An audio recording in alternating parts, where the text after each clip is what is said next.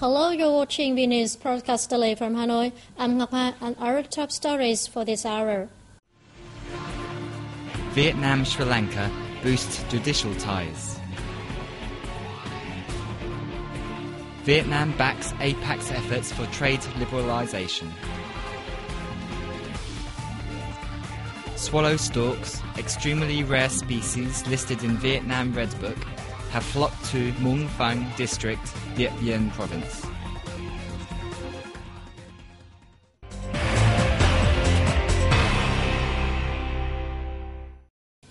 Vietnamese Minister of Justice Hai Hùng Cường and his Sri Lankan counterpart Abdul Rab Hakim signed a memorandum of understanding on cooperation between the two ministries in Hanoi on April 22nd. The signing took place following their talks on the same day. At the talks, Cường congratulated Sri Lanka on its development achievements of the past time. He informed the guests that Vietnam has been recognized as a full member of the Hague Conference on International Law as of April 10, 2013. Cường held cooperation between the two countries at international forums like the United Nations, the Non-Aligned Movement, and the ASEAN Regional Forum.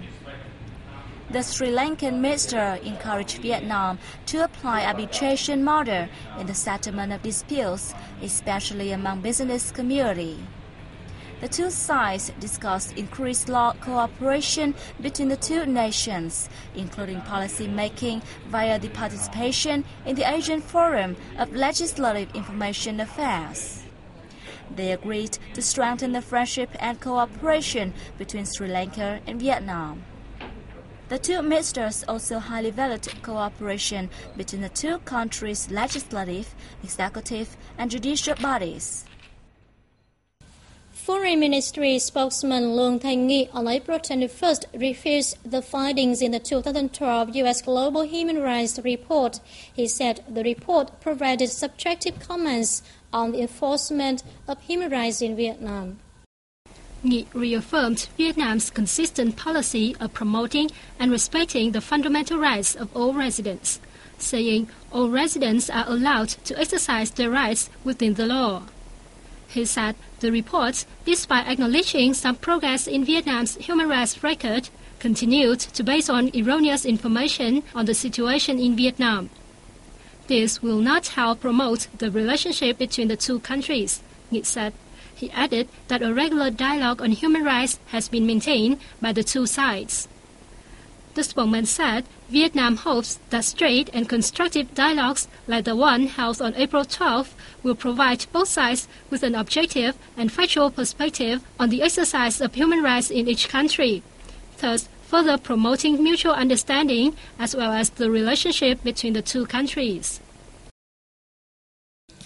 Minister of Industry and Trade Vũ Huy Hoàng has affirmed Vietnam's consistent policy towards regional and international economic integration at the APEC ministerial meeting in Surabaya, Indonesia, on April 20th to 21st. Minister Huang voiced Vietnam's support for the World Trade Organization and the resolve to soon conclude the Doha talks. The minister emphasized the need for all APEC members to achieve their BOGOL goals by 2020 via specific initiatives and the settlement of trade and investment barriers. He said Vietnam gives priority to the contents of APEC cooperation regarding the connection of supply chains, support for small and medium-sized enterprises, and infrastructure development. Vietnam has made several proposals at the event, including smoother conditions for support industries and capital allocation for the development of renewable energies. The initiatives are part of the country's efforts to boost trade and investment cooperation in the region and make full use of APEC's capacity enhancement program for developing members. Last year, APEC exports rose by 2.6% to $8,700 billion, at a time when many powers, such as the US and the EU, suffered serious impacts of the global financial woes.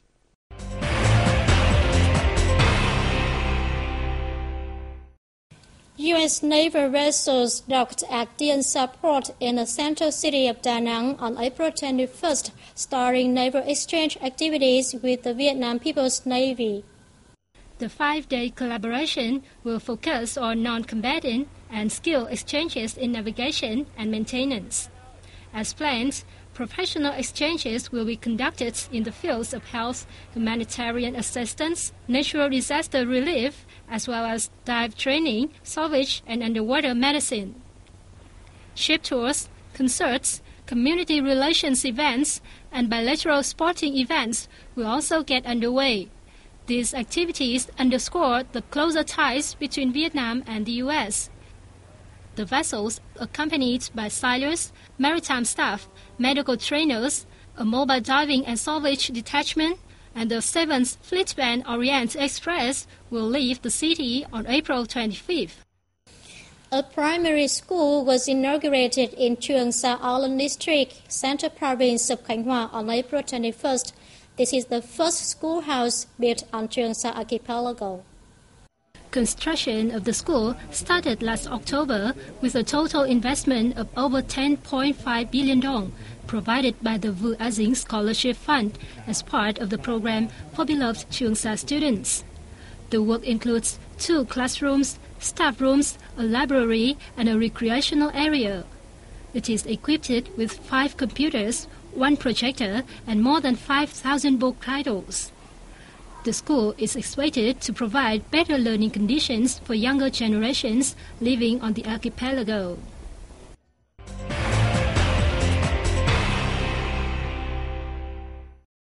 About 8,000 low-cost air tickets on over 6,000 tours were sold during 4 days of the first Vietnam International Travel Mart, which closed in Hanoi on April 21st. It was the first time tours were sold at the fair. Over 40,000 visitors came to the fair, indicating growing public attention in the event. However, the demand for tours far exceeded organisers' expectations, embarrassing suppliers of services. The organising board said the fair would foster domestic tourism. However, the 2013 event, the first to be held in Vietnam, had weaknesses. The number of customers registering for tours on the opening day was overwhelming, embarrassing service suppliers. In addition, coordination between organisers and relevant sectors was challenging. Within the fair's framework, an array of seminars discussing measures to promote tourism kicked off. More than 400 businesses participating in the fair not only sold a huge number of tours, but proposed initiatives on cooperation and connections to grow the market in 2013. Over the past week, swallow storks, an extremely rare species listed in the Vietnam Red Book, have flocked to Muong Phang District, northern Dien Bien Province. However, this species is disappearing due to hunting. According to locals, every day in the morning and afternoon, hundreds of swallow storks appear on paddy fields in Phang, Dong Met, and Bua villages and around Dien Bien Phu campaign relic site. Notably, some days they swarm all over the fields. The number could amount to 700 and 800. Locals attribute their appearance to the falling water level in Pak Hong Lake, which makes it easier for them to catch food. While local authorities have yet to take effective measures to protect the storks, local residents are rushing to entrap them.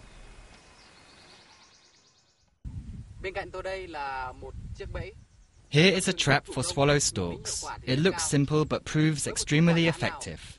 Let me show you how effective it is.